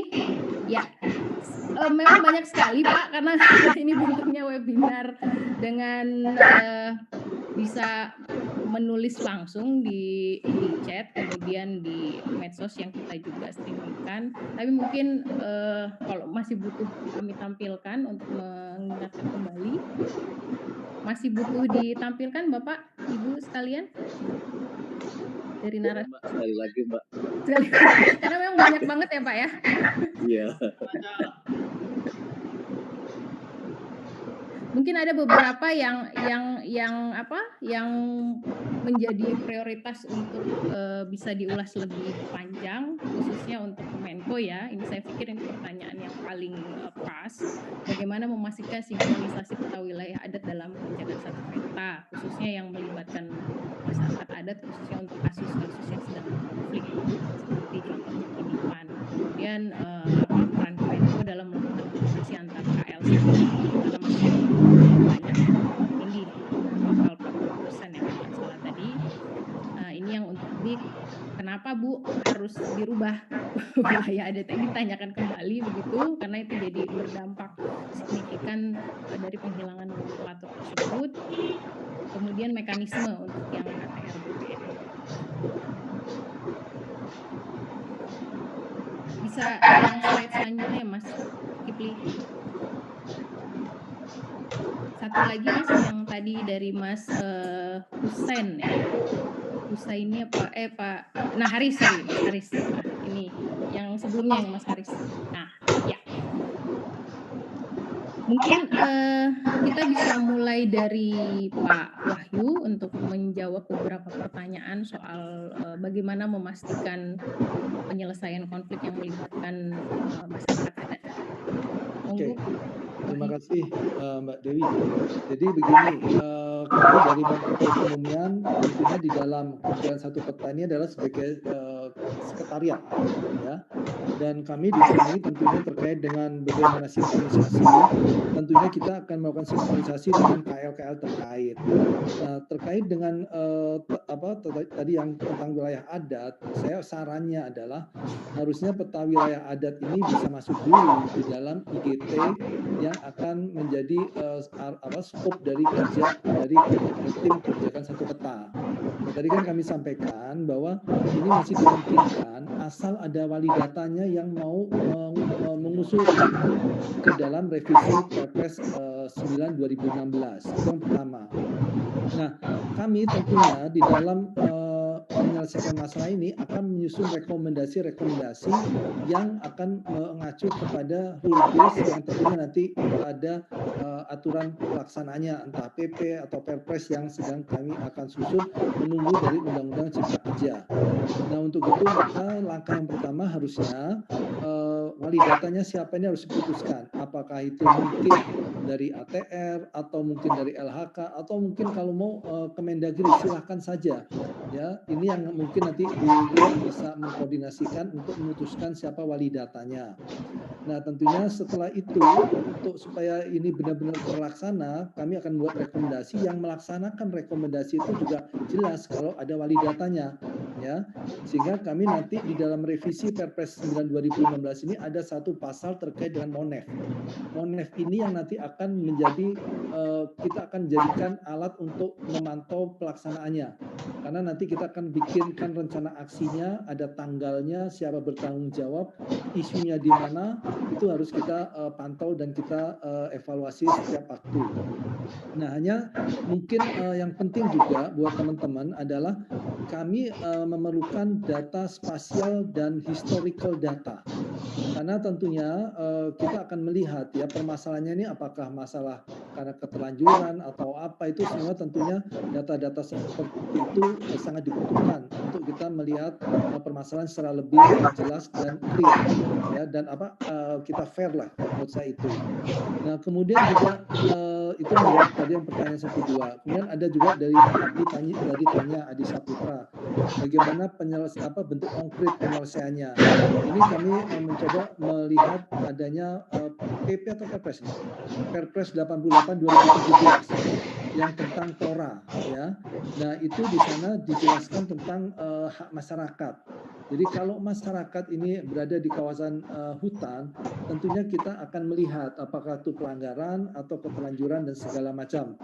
Dan tentunya di sini saya bisa sampaikan contohnya, kalau masyarakat ini berada di hutan konservasi, maka langkah berikutnya, langkah koreksinya apa? Resettlement, karena hutannya hutan konservasi. Tapi kalau hutan lindung ini dengan tukar menukar kawasan hutan, ya. Dan juga kalau di hutan produksi maka dengan pola hutan sosial. Artinya masyarakat masih boleh berupaya di hutan itu dan diberikan aksesnya, tapi dibatasi. Ya. Ini kira-kira langkah-langkah konkret yang semuanya sudah diatur di dalam Perpres 88/2017 tentang TORA. Nah, tentunya rekan-rekan sekalian, nanti ini akan berkembang dan maksudnya berkembang itu adalah rule base-nya akan berkembang ya, karena dengan adanya IGT yang mungkin akan dimasukkan terkait dengan kelautan, bencana, kemudian juga mungkin kalau ada wali datanya untuk yang wilayah adat ini, tentunya kita akan menyusun peraturan itu agar supaya itu menjadi acuan kita untuk menyelesaikan semua masalah dan tumpang tindih.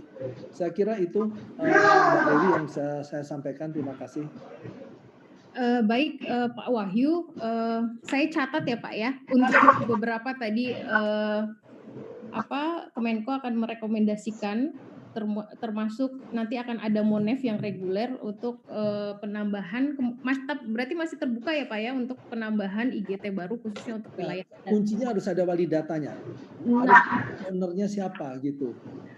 Nah, itu Pak, salah satu masalahnya wali data yang pertama itu di peraturan BIK, Kepala BIK yang nomor 54 kalau nggak salah itu Kemendagri sebenarnya. Terus kemudian menjadi hak komunal. Baik, tapi nanti itu kita lanjutkan lagi. Mungkin Bulin nanti yang harus bisa ya. Menjadi leadernya Bulin. Kita mendukung saja sifatnya.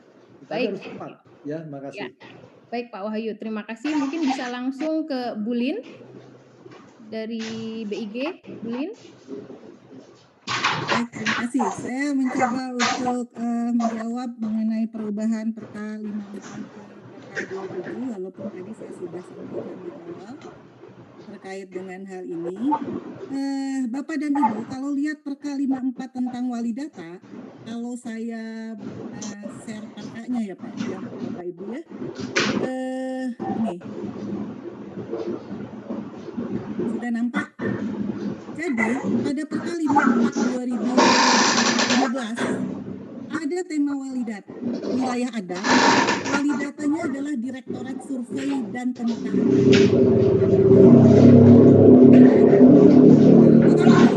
Dalam hal terkait dengan kebijakan sertifikasi, di dalam tema atau di dalam renaksinya itu memang adanya adalah perda, adalah peta perda tentang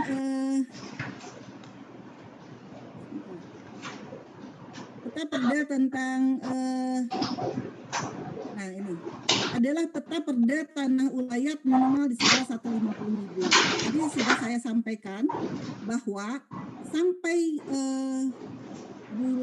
sampai tahun 2017 bulan September itu kita mendapatkan surat Kemendagri yang disampaikan 30 Juni bahwa tidak bisa atau belum terdapat perda yang memiliki data spasial. Nah, itu kan, sehingga disinilah kemudian di dalam fasilitasi tadi klinik tersebut, sehingga untuk memenuhi renaksi ini dibagi menjadi hutan adat dan hutan komunal yang masing-masing menjadi penanggung jawabnya adalah KLHK dan kemudian penanggung jawabnya adalah APRD. Jadi pada saat kita menetapkan Perka BIG 27 itu memang ada amanatnya, amanat selain dari yang mengacu kepada Perpres juga amanat KPK, juga perubahan-perubahan yang terjadi, nomenklatur dan peraturan yang keluar seperti tadi saya sampaikan di awal. Nah, kalau misalnya akan kembali kepada, sebetulnya ini sudah ada di Renaksi yang waktu Perpres 9 gitu loh.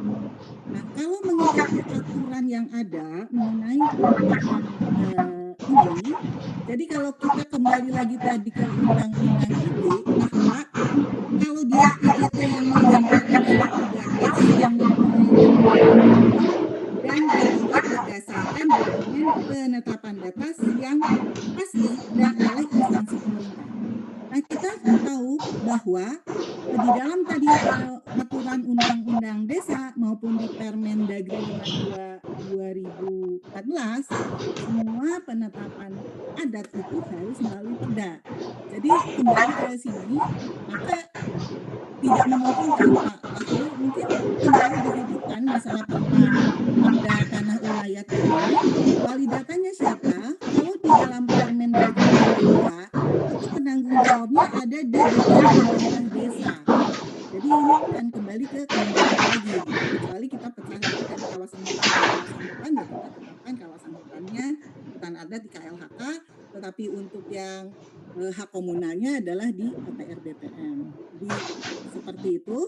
Terkait dengan wali data ya tinggal nanti masalah kesediaan Bapak Ibu. Pada waktu kami menetapkan mengenai wali data itu juga didasari dengan satu berita acara dari kementerian lembaga tersebut untuk komit menjadi wali data atas peta tematik.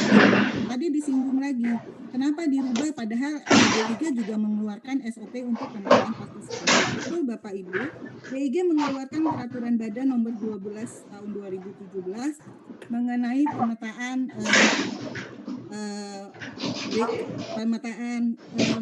masyarakat hukum adat gitu kan, pedoman pemetaan masyarakat hukum adat sesuai dengan amanat undang-undang. Memang BIG harus menetapkan satu kebijakan teknis di bidang ini dalam rangka dalam hal ini tentunya pemetaan tanah itu. Tapi tetap siapapun yang sudah melakukan pemetaan ini itu harus melalui, karena ini adalah IGT status. Jadi IGT masyarakat hukum adat ini adalah IGT status, dia punya ketentuan hukum sehingga dia harus attach kepada pemerintah yang menetapkannya. Tadi banyak masalah misalnya sudah masuk ke KLHK, sudah masuk ke APR, itu sebetulnya di luar dari kanal kami karena kami memang hanya dalam konteks pada saat sudah ditetapkan oleh APR ataupun KLHK itu kami terima sebagai data yang harus kami kompilasi dan kami integrasikan. Jadi menurut saya dalam hal ini untuk bagaimana percepatannya, karena tadi disampaikan seperti Sulawesi sudah ada gitu kan, sampai saat ini memang kami belum melakukan integrasi. Tadi ada KLHK setelah Pak Widodo sampaikan, kemudian tadi yang di Sulawesi juga sampaikan, nah itu belum melakukan kompilasi kembali terkait dengan data-data dan hutan adat. Bagaimana percepatannya? Saya pikir ini kita harus, Pak Wahyu mungkin harus difasilitasi antara Kementerian LHK, ATR, BPN, dan Kemendagri. Dalam hal ini penetapan wali data BIG selama hal itu sudah disepakati oleh lembaganya, tentu kami bisa menetapkan. Karena sekarang pun begitu banyak tema-tema yang baru. Tematik ini kemarin kami baru tetapkan 201, tentunya tidak menutup kemungkinan juga untuk menetapkan beberapa tematik yang pada saat itu wali atau penanggung jawabnya. Mungkin itu dulu yang saya sampaikan. Kalau ada ya, ini tadi penetapan tanah ulayat kan berarti ke KLHK ya. Jadi semua prosesnya kan lewat gerbang KLHK maupun nanti gerbangnya ATR BPN. Dan saya tahu persis proses-proses yang diajukan untuk hutan adat, bagaimana para bupati, wali kota menyampaikan dan mengusulkannya ke KLHK. Jadi dalam hal ini untuk percepatan beberapa mungkin ada satu diskusi mengapa ini terlaksana mungkin dengan kehilafan dan dalam satu tahun. Demikian, terima kasih. Boleh nanggepi Bu Lin, karena wali data ini kan di Ibu, jadi kita co-chair aja deh Bu, di IG dengan Menko Ekon, co-chair, mengundang KL yang terkait untuk membahas ini. Saya kira itu Bu, itu lebih elegan menurut saya. Ya Bu ya. Baik Pak, saya sampaikan terima kasih Pak. Baik, terima kasih Bu Lin dan Pak Wahyu. Pak Wahyu langsung menangkap tawaran tadi dari Bu Lin bahwa nanti akan ada fasilitasi antara kementerian dan lembaga ya Pak ya. Itu statement yang sebenarnya kita tunggu-tunggu juga dan kemudian kita bisa follow up lagi. Baik, saya akan masuk langsung karena tadi sudah disinggung soal peran ATR dan BPN. Pak Usaini mungkin bisa langsung Pak. Baik, terima kasih moderator. Tadi ada beberapa poin yang disampaikan. Yang pertama tadi berkaitan dengan registrasi tanah adat baik individu maupun bersama. Nah ini menarik memang, ada teori balon namanya, teori TH atau dan Profesor Kokoskono. Itu dikatakan ada teori mengembang-mengembang. Di situ dikatakan semakin kuat kepemilikan bersama, maka semakin melemah kepemilikan pribadi, perorangan. Atau semakin kuat kepemilikan perseorangan, maka semakin melemah kepemilikan bersama. Artinya kalau seandainya tanah ulayat itu lama-kelamaan berkurang kepemilikan bersamanya, maka individu-individu itulah yang menguasai tanah itu, maka penguatan-penguatannya menjadi tanah milik pribadi. Nah, untuk milik-milik pribadi itulah akhirnya oleh kita itu bisa ditegaskan, bahasa kita namanya menjadi tanah-tanah menurut UPA, dan itu bisa didaftar dan diterbitkan sertifikatnya dengan status hak milik dan perorangan. Namun kalau seandainya itu kepemilikan bersama, ya, maka yang tadi kita baru bicara masalah hanya dalam rangka pengukuran, pemetaan dan pencatatan dalam daftar tanah. Jadi belum diterbitkan kepemilikannya dalam bentuk sertifikat karena belum ada. Jadi itu sangat jelas. Jadi kalau seandainya kepemilikannya kayak misalnya di Sumatera Barat banyak tanah-tanah itu jadi milik perorangan, masyarakat adat itu jadi si A, si B atas tanah-tanah sebagian dari masyarakat adat itu, maka itu bisa diterbitkan, bisa didaftar oleh kita menjadi tanah hak milik menurut UPA. Nah kemudian di sini juga ditanyakan apa yang membedakan registrasi tanah adat dengan registrasi di luar wilayah tanah. Nah memang kita status tanah itu ada di sini. Kita banyak sekali status tanah karena ini berkaitan dengan masa penjajahan dulu. Sebelum UPA berlaku ada tanah bekas hak barat, kalau Bapak Ibu ada Gendom, Opstal, Erpah dan yang lain-lain. Kemudian ada tanah-tanah milik adat, perorangan dan yang lain-lain. Nah, ada juga di kita ada tanah-tanah yang belum dilekati hak. Bahasa kita adalah tanah negara. Konteks negara, tanah negara ini adalah tanah yang belum dilekati hak. Sehingga ada yang membedakan kalau sana itu tanah milik adat atau tanah bekas hak lama bahasa kami, itu bisa langsung dikonversi menjadi tanah-tanah menurut Undang-Undang Pokok Agraria, bisa diberikan hak milik dan tetapi kalau seandainya tanah yang belum ada hak sama sekali, bahasa kita tanah negara yang tadi, maka prosesnya bisa juga diberikan sertifikat, tapi prosesnya tidak dikonversi oleh negara. Itu ada proses pemberian hak atas tanah, ada basicing di sini, basicing hak atas tanah. Nah kemudian diterbitkanlah surat keputusan pemberian hak atas tanah. Nah, dari SK pemberian atas tanah inilah baru didaftar menjadi hak menurut UPA. Jadi begitu, itu berkaitan dengan tanah-tanah milik adat, milik bersama dan yang lain. Kemudian ini ada juga yang bertanya Pak Heri Susanto berkaitan dengan tidak bertentangan dengan undang-undang. Ya, yang namanya ini untuk konteks tidak bertentangan dengan undang-undang yang berlaku ya otomatis ada hal-hal yang tidak boleh, misalnya menyimpang dari kepentingan yang menguasai hajat hidup orang banyak, kemudian juga beritikat baik dan yang lain-lain. Nah itulah konteks yang tidak bertentangan dengan masyarakat undang-undang. Jadi banyak sekali Bapak Ibu sekalian itu di kita ya masih ada semacam perbedaan masalah tanah masyarakat hukum adat dan juga klaim masyarakat hukum adat, juga ada hak-hak di situ, kemudian juga ada kawasan hutan harus dilihat yang mana undang-undang yang itu juga harus disampaikan di dalam undang-undang. Kemudian juga Pak Arwanto juga menanyakan bagaimana apabila pemerintah daerah tidak mempunyai inisiatif berkaitan dengan penetapan hak wilayah. Sebenarnya memang itu diajukan oleh sebenarnya ketentuan di kita tahapan. Ada pengajuan dari masyarakat hukum adat dulu. Diajukan kepada pemerintah daerah, kemudian pemerintah daerah melaksanakan pertemuan. Kita ada ya diskusi lah ya, kajian, kemudian setelah kajian dilakukan penelitian. Nah penelitian inilah yang tadi saya sampaikan, itu harus diikut sertakan semua, bukan hanya oleh Pemda, tapi juga dengan kaum akademisi, dengan masyarakat hukum adat, dan yang lain-lain, sehingga itu objektif terhadap itu semua. Nah dari dasar itu, kemudian nanti kalau betul-betul itu merupakan tanah masyarakat adat, maka itu bisa diakui, maka bisa kita lakukan mengacu kepada Permen Nomor 18 Tahun 2019.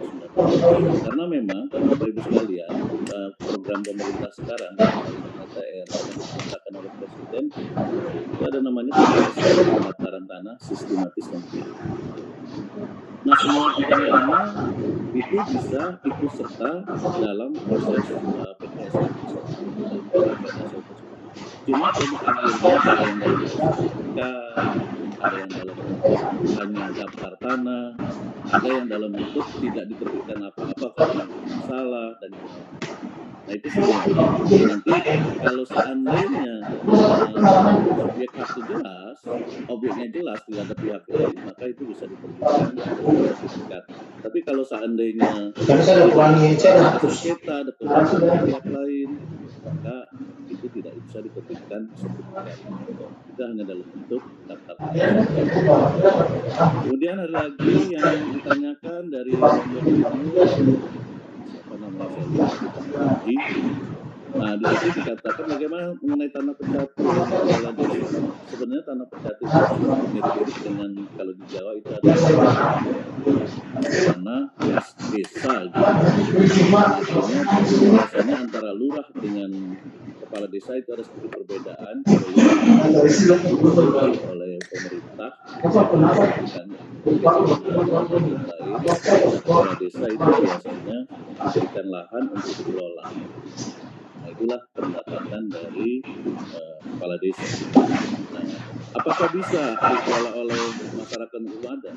Sah-sah saja kalau sana itu karena desa itu sekarang Bapak Ibu sekalian itu bisa menjadi subjek. Jadi pemerintah desa itu bisa diberikan hak menjadi biasanya dalam bentuk hak pakai selama dipergunakan. Kalau dulu tanah-tanah desa, kas desa itu merupakan aset pemerintah daerah. Nah sekarang ini tanah kas desa itu merupakan aset pemerintah desa. Sehingga dia punya sendiri untuk mengatur penguasaan dan pemilikan tanah itu sendiri. Barangkali itu ada yang tertinggal, saya tidak tahu Bu Moderator, nanti kalau ada yang tertinggal tolong disampaikan. Terima kasih Bu Dewi. Baik, terima kasih Pak Husaini, cukup lengkap, tapi beberapa nanti di akhir sesi akan ada kawan yang merangkum keseluruhannya, tetapi tadi saya meng-highlight satu ya. Pak Husaini juga memberikan bersama mekanisme pemuturan, pemetaan dan pencatatan atau registrasi. Nah, ini yang kita harapkan bisa ada akselerasi Pak untuk wilayah-wilayah adat ke depan. Baik, karena ini kita berkejar dengan waktu, saya akan menuju ke Pak Dodo. Tadi ada beberapa pertanyaan yang butuh dijawab oleh Pak Dodo. Silakan Pak Dodo. Terima kasih Dewi. Jadi banyak pertanyaan, saya sebagian sudah cicil juga lewat di chat, saya jawab. Saya coba respon yang tadi. Ada pertanyaan dari Kaltim juga, Bang Ivan, terkait dengan keabsahan. Ya, ini kan seperti yang saya sampaikan bagian dari proses bagaimana sejak awal kita harus melihat kesejarahan kawasan tersebut. Pengabaian itu justru akan menimbulkan masalah.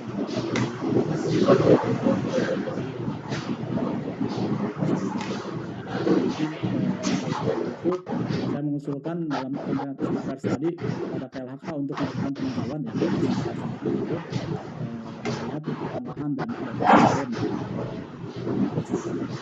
Jabatan agrikulturnya sudah disampaikan ke KLHK. Jadi saya ini harus diproses oleh KLHK untuk ditetapkan dia menjadi pada atas BPN Pausa ini. Kami pernah diskusikan ini Pak di kantor BPN terkait dengan saya itu masih fokus karena ada beberapa dokumen terkait dengan persetujuan masyarakat yang masih. Nah, untuk tadi terkait desa adat ini kan bagian salah satu bagian kan pemerintahan ada. Jadi kalau undang-undang desa memang harus ada peraturan yang tentang daftar sekian ribuan lebih desa adat dan sedang dalam proses untuk penetapan pengukuhan wilayah adat bisa ditentukan masyarakat berdasarkan peraturan perundangan terkait dengan pemerintahan daerah. Ada kewenangan yang diberikan oleh pemerintah kepada pemerintah daerah untuk melakukan inventarisasi termasuk penetapan wilayah masyarakat adat dan buat dengan jadi Bapak Ibu dari teman-teman lembaga kita juga perlu memeriksa undang-undang tentang pemerintahan daerah karena kewenangan daerah untuk melakukan pengakuan masyarakat adat termasuk wilayah adatnya. Kalau tadi disebutkan di dalam perpres bahwa ini ada syarat perda 1,5 juta hektar itu produk hukum artinya punya kekuatan hukum karena dihasilkan dari perda yang dilahirkan di kabupaten dan juga ada SK penetapan oleh. Jadi saya setuju bahwa harus ada wali data, ada kementerian lembaga yang bertanggung jawab. Saya setuju bukan semua peta wilayah adat yang sudah ada ini dimasukkan ke dalam kebijakan satu peta, tapi bisa kita mulai dari peta wilayah adat yang sudah mendapat kepastian hukum.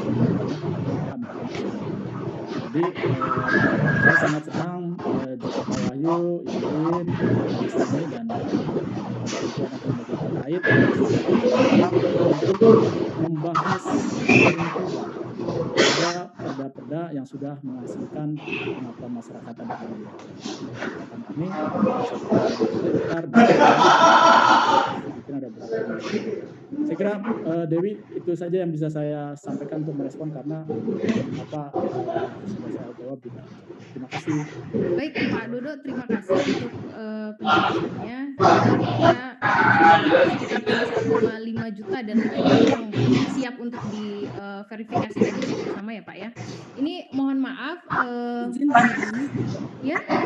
Tadi terkait desa belum saya tanggapi ya masalah pemetaan desa. Oh ya, yang pemetaan tanpa batas. Jadi sebetulnya tadi sudah sampaikan juga bahwa BIG itu melakukan pemetaan sudah selesai secara kartometri.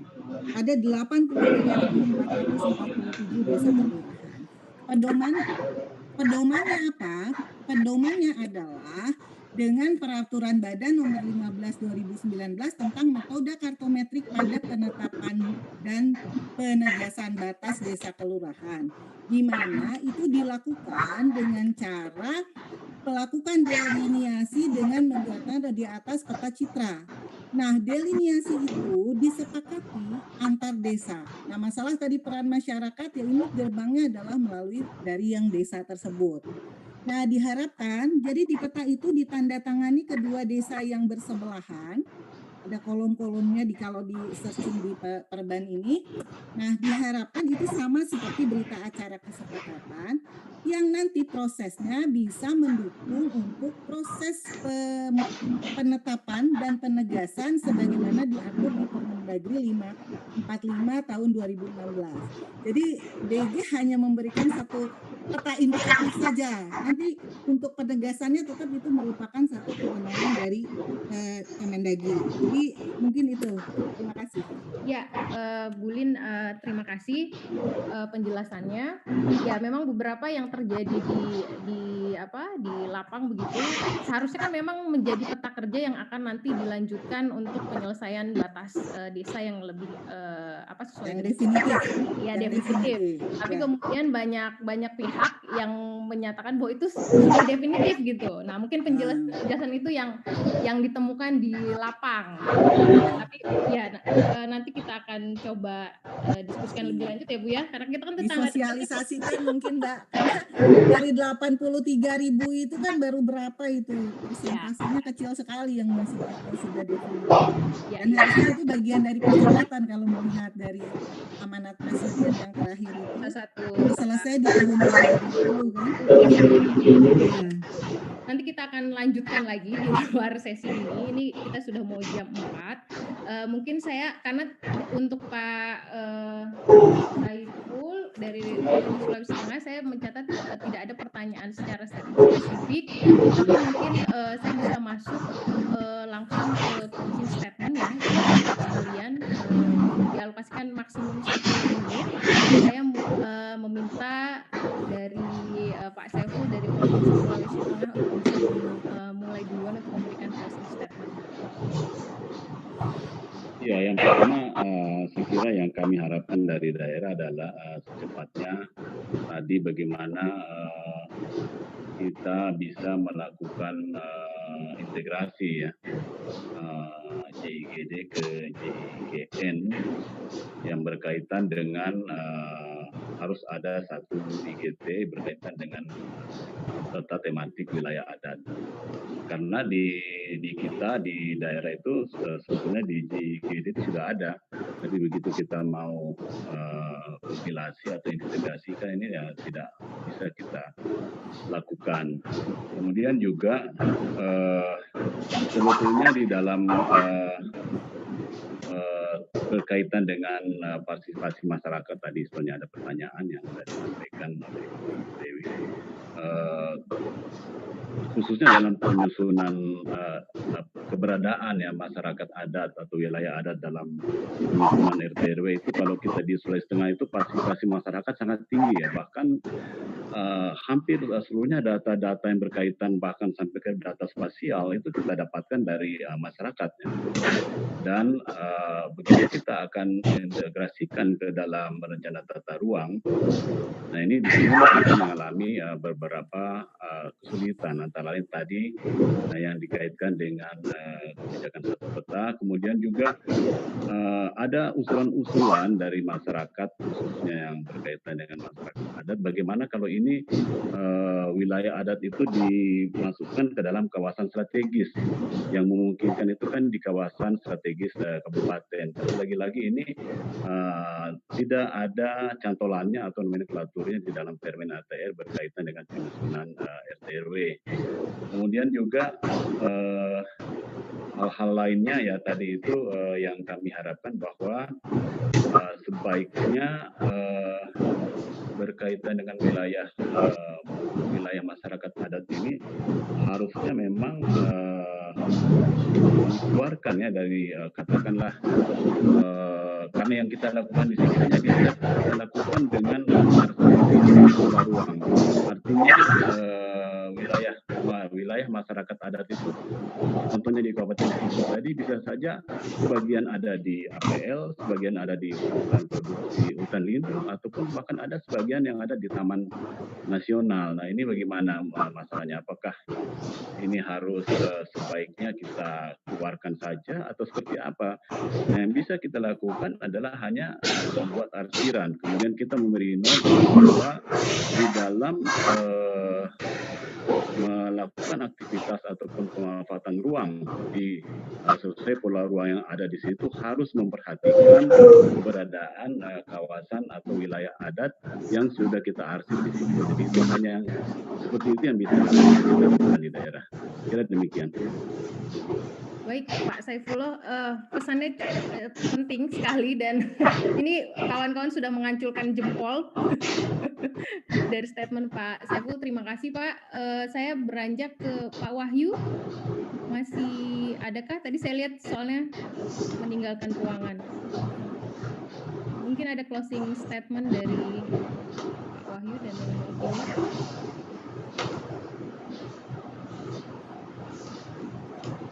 Oke, mungkin kita bisa beranjak dulu ke Pak Husaini, kemudian nanti Bu Ulin dan Pak Dede. Mohon izin Ibu, Pak Wahyu sedang rapat malam sebelah. Ya, baik Mbak. Berarti saya ini dulu ya Mbak ya, skip dulu atau ada yang mau disampaikan dari rekan-rekan? Saya kira sudah cukup Ibu. Oh iya, terima kasih Mbak. Baik Pak Husaini, mungkin bisa memberikan closing statement. Baik, terima kasih Bu Moderator, Mbak Moderator. Saya sangat bersyukur kita ketemu lagi di sini. Saya sangat setuju. Ini satu pola ini sangat kita harapkan, terutama di saya di tataran teknis penetapan hak atas tanah. Karena apa? Karena seringkali terjadi dualisme pemetaan antara tanah masyarakat hukum adat, tanah rakyat, dengan tanah kawasan hutan, kemudian ada tanah hak milik perorangan. Sehingga kalau adanya kegiatan satu peta ini bisa dilakukan, maka kemungkinan akan mengurangi konflik di bidang sumber daya alam, terutama bidang agraria. Barangkali hal-hal yang begini perlu seseringkan mungkin diadakan pertemuan di antara kita. Barangkali itu saja. Terima kasih Bu Moderator. Baik Pak Husaini, berarti pasca ini kita bisa ketemu lagi ya Pak ya untuk mendiskusikan rencana tindak lanjut dan sangat siap, sangat siap. Baik Pak, nanti saya khusus menagih. Kemudian bisa beranjak ke Bulin, mungkin ada closing statement yang bisa disampaikan. Baik. Sudah Bu. Baik, terima kasih Mbak Dewi. Pada prinsipnya kami akan tindak lanjuti terkait diskusi pada hari ini sampai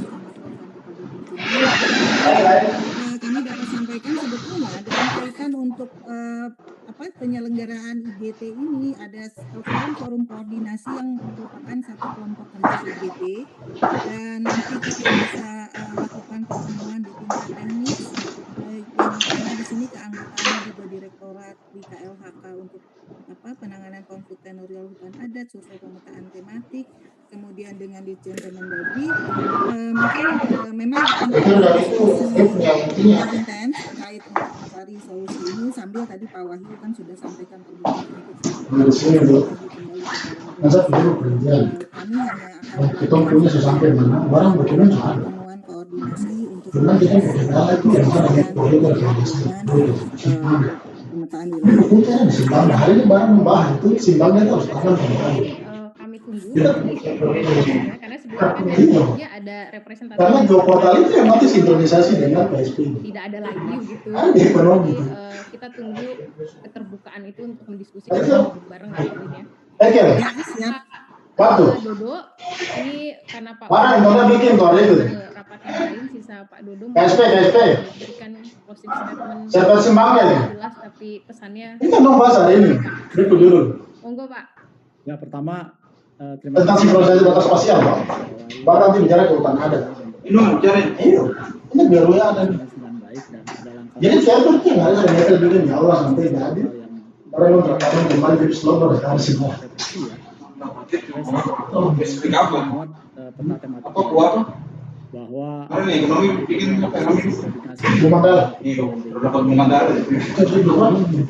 Modalnya itu penghargaan dari mana ini? apakah dia tetap di Kita kemarin nggak perlu diterima kan?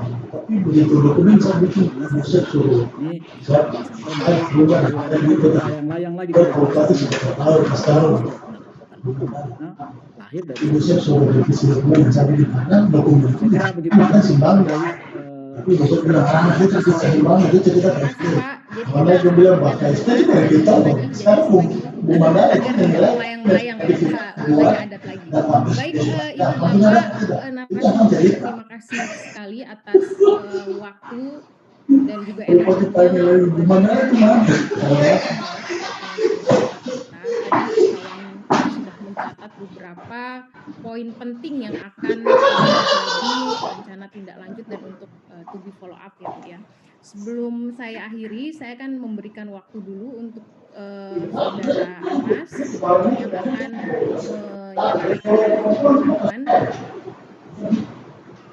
Mas Anas? Ya, terima kasih Dewi. Saya boleh share screen ya, biar nanti. Ya, silakan Mas Anas. Oke, teman-teman, saya ada mencatat beberapa, tapi tadi kaya sekali diskusinya, tapi saya mencatat terkait dengan judul kita, lagi mengingatkan sebenarnya terkait dengan pengakuan wilayah adat dalam kebijakan satu peta.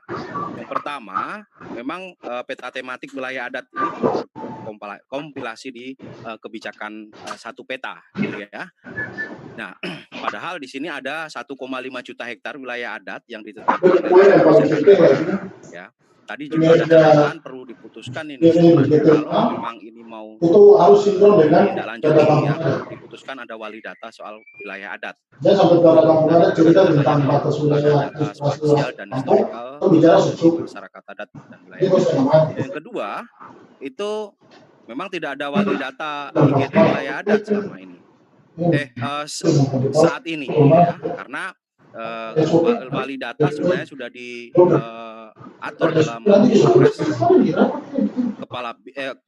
keputusan Kepala BIK nomor 52 dan dirubah menjadi nomor 27 yang ini menyebabkan ya wali datanya ya dan perubahan nomenklatur.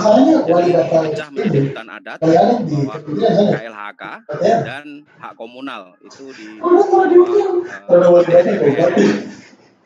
Terus yang ketiga sebenarnya ini justru ya karena pemecahan itu justru ada kontradiksi kebijakan sektoral yaitu kehutanan dan pertanahan, mengembalikan lagi ini sebenarnya. Ada dua, ini dari kewenangan kehutanan pertanahan ya.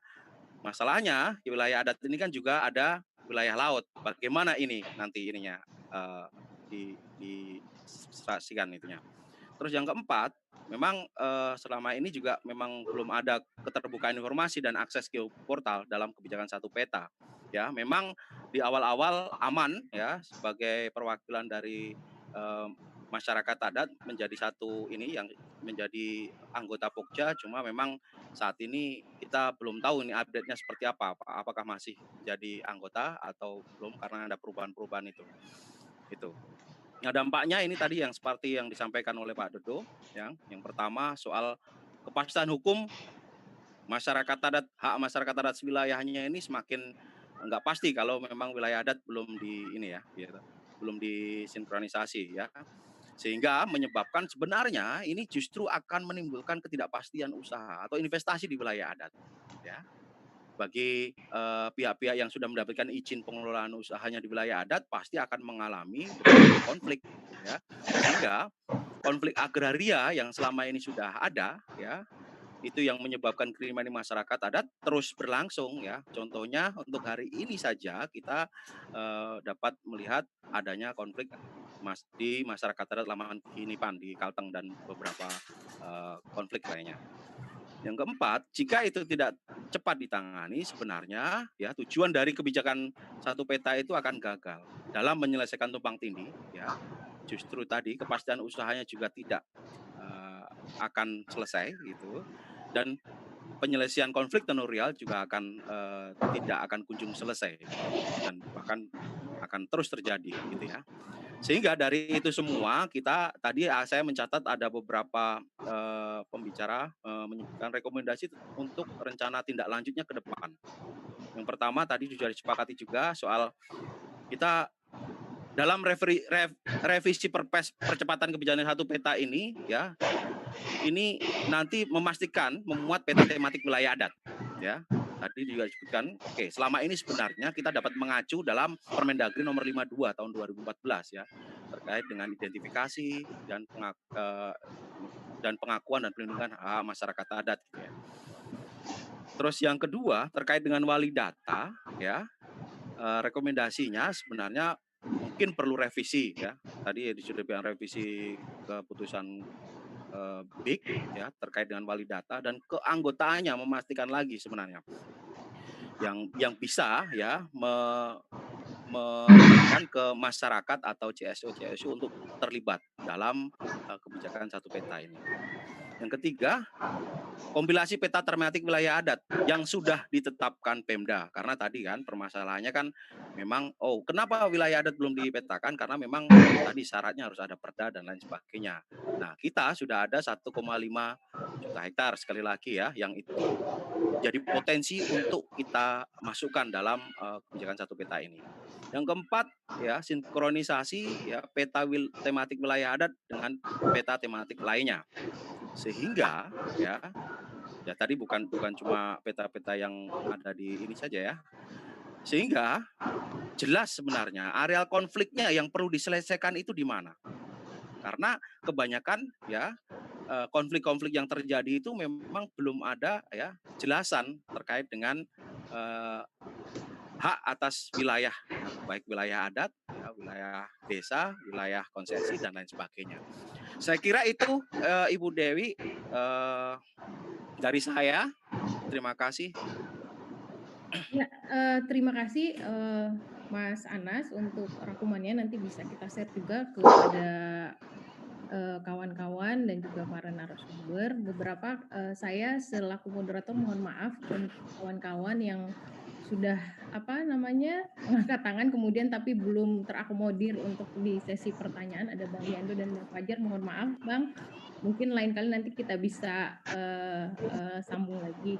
Baik Bapak Ibu sekalian, saya selaku moderator mengucapkan terima kasih sekali lagi kepada narasumber dan juga para peserta yang sudah mengalokasikan waktu dan energinya sampai kurang lebih jam 4 lewat ini.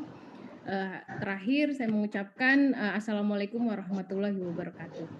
Waalaikumsalam. Saya kembalikan ke Mbak Titi ya, selaku MC. Terima kasih Pak Wahyu dan tim, Pak Usaini, Bulin. Ya, sama-sama. Terima kasih. Pak Saifullah dari Sulteng. Dan Pak Tutup. Terima kasih. Ya, Bulin. Saya izin pamit ya. Terima kasih. Assalamualaikum. Terima kasih. Waalaikumsalam. Oh ya, kawan-kawan nanti bisa mendownload bahan akan diberikan 30 menit sebelum penutupan ya. Baik, saya berikan kembali ke Mbak Titi.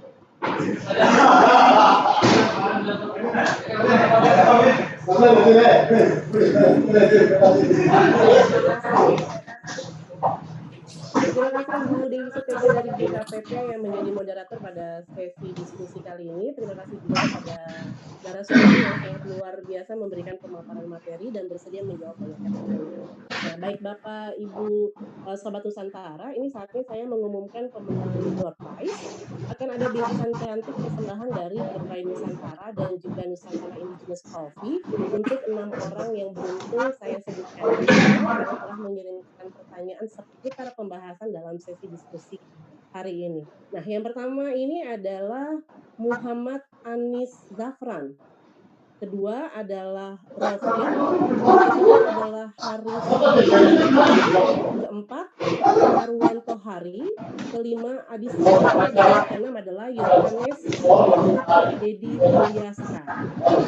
Untuk ke-6 orang yang sudah saya sebutkan namanya, nanti akan dihubungi oleh panitia untuk proses pengiriman dan untuk Bapak hadir ketika acara ini juga dilakukan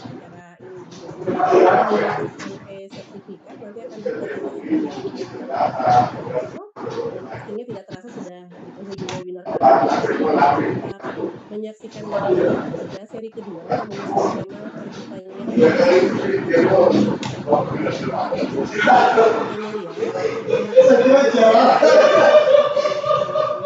masyarakat adat Nusantara.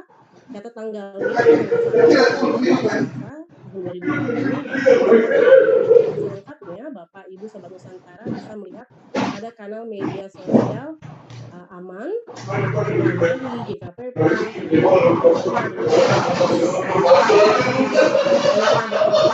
Terima kasih atas partisipasi Anda. Saya undur pamit. Salam masyarakat adat berdaulat, mandiri, bermartabat. Terima kasih. Salam. Terima kasih semua. Salam sejahtera. Sampai ketemu lagi.